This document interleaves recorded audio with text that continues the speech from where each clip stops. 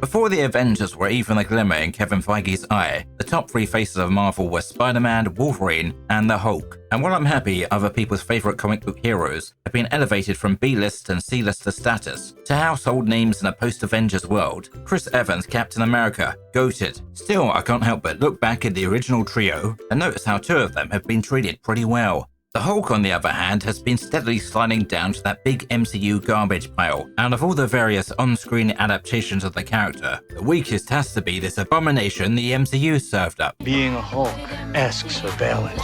Upon revisiting Ang Lee's 2003 movie, followed by Edward Norton's The Incredible Hulk, I came away with a greater appreciation for both. I can't help but feel the 2003 film might have performed better if Mr. Lee hadn't insisted on doing the motion and facial capture himself. Watching the Hulk running around grappling and fighting, you can tell his body shape doesn't quite line up. Not height-wise, that would be ridiculous. I mean proportionally. This is not a Hulk-shaped man. Ang is a fantastic director, but when it comes to facial expressions, he's not that convincing. At least not in this movie, if he put more trust in other people. Like his main actor and a bodybuilder whose proportions lined up more closely with that of the Jolly Green Giant, the movie would have had a better shot. And yes, f*** you, I'm aware I'm saying this 2 decades on with the benefit of hindsight. Then again, maybe it's a blessing in disguise that neither of these interpretations were folded into the MCU, so we never had to watch them devolve into pale imitations. I know technically Norton's Hulk is supposed to be part of the same MCU timeline, but I do my best to ignore reality, and it's worked out pretty well so far. Refusing to accept this is meant to lead into whatever this is.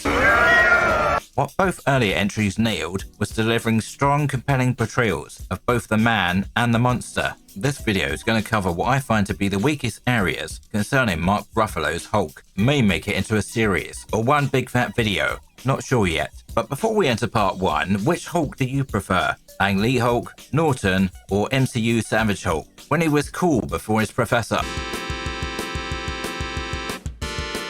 I'm always angry. When I first heard that now iconic line, I didn't give it much thought, thanks to the incredible visual spectacle that followed. Bruce transforming into the Hulk for the first time alongside the rest of the Avengers, accompanied by that awesome track and Hulk punching a big monster.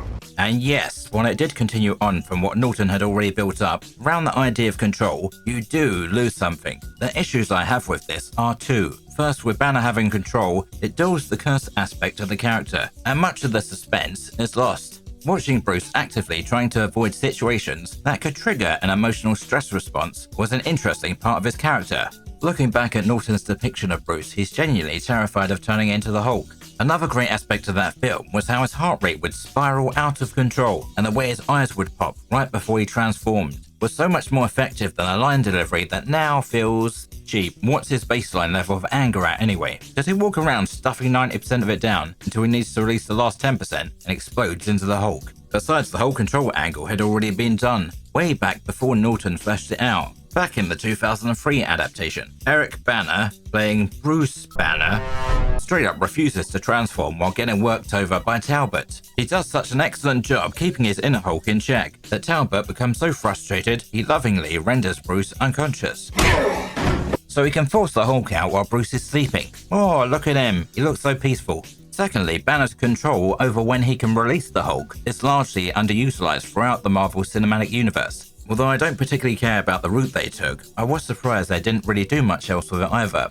I always found Bruce's level of control over the Hulk in these movies questionable, and honestly, I'm not sure what the point was. The only other time he does that again is off-screen in Age of Ultron. Every other time Bruce changes is due to A, external forces, or B, his own failing. First Hulk out is because of Loki and the Mind Stone, increasing everyone's hostility, which is 10 times worse for Bruce, with the floor suddenly dropping out beneath him. Next transformation occurs thanks to Wanda sending Hulk off on a rampage. At the end of the 2012 Avengers film, Hulk has no problem calming down on his own after the Battle of New York, until the audience arrives at Age of Ultron, where all of a sudden Black Widow is awkwardly shoehorned in, replacing Betty, until she yeets Bruce off a ledge, causing his next transformation. If I were Bruce, the moment I got back, we are done. Natasha, you are cancelled. I will no longer be in a relationship with this crazy woman. Only crazy pink-haired anime girls get to treat me that way.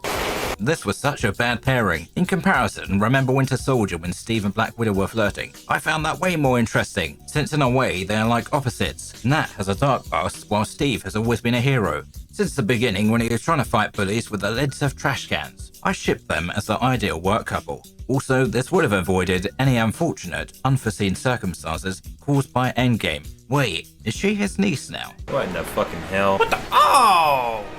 Oh, no.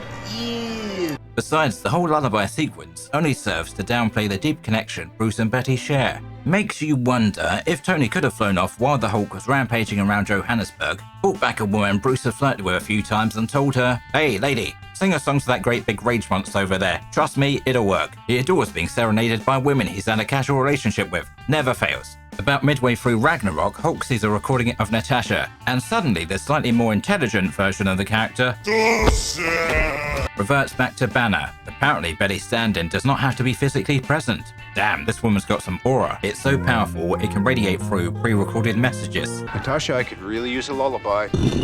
Toward the end of the film, Bruce fails to voluntarily transform back into the Hulk. Instead, he takes the trip down to Minecraft, and it's the Hulk who makes the change. Plus, I'm removing points because this is a rerun. Your entrance was good.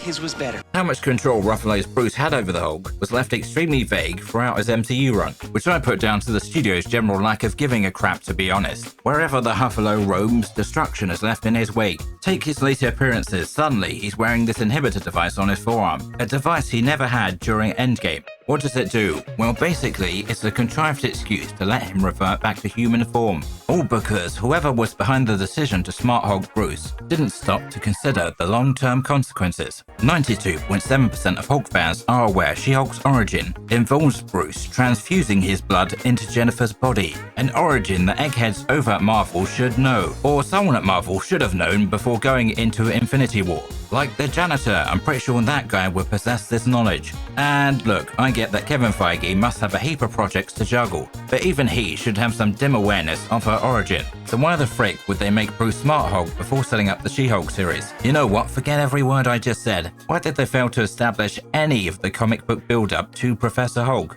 Basic stuff, the emergence of the Grey Hulk personality for one, and Doc Samson. While he did appear in the Incredible Hulk movie, he has never had any meaningful interaction with Bruce. Now you might be asking yourself, what does this have to do with Control? Well, nothing really, unless you count the high degree of meh that MCU has shown towards some of the characters' most notable moments as proof of how little they care. So, yeah, it's no shock they barely explored his level of control, or his ability to transform at will.